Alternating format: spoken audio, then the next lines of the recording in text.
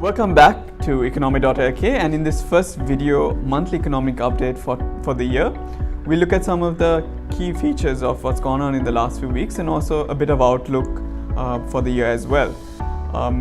Earlier this week, the EIU of the Ceylon Chamber released its annual economic and sector outlook publication, where we went on the theme of building on stability, where we actually question if there is stability, looking at some of the factors, some of the macro factors, where we stated that some of the external factors such as the export numbers, where the balance of payments were quite positive and augured well for stability in the economy. But if you look at things like growth, which has been negatively impacted by agriculture and the weather conditions, is not so, and will need a new growth dynamic moving into 2018 as well. So the key point or the key message, I think, which the outlook was presenting as well, is that we need to build on this during the year and to continue on this macro performance and ensure that it's built into even at a micro level and at a household level as well.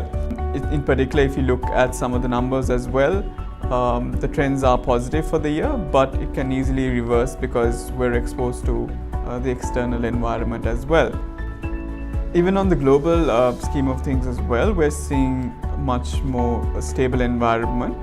We're seeing this period of synchronized growth, which is a lot of countries that are experiencing acceleration in their growth at the same time.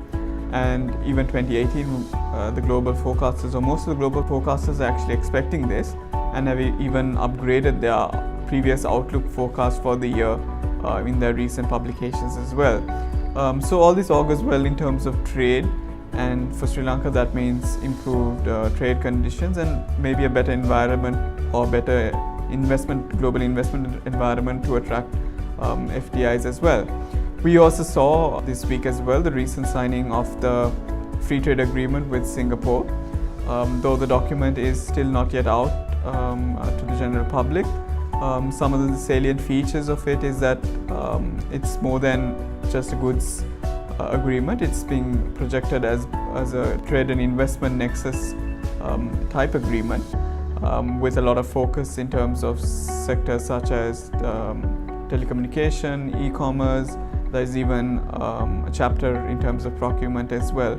And this is also looked at in terms of its being a comprehensive and modern agreement, and the first since 2005 as well. While the details are yet to be known, this will no doubt sort of catalyze maybe investments into Sri Lanka, as has been observed since the signing of the FTA, with about 5 major investment deals also being conducted as well.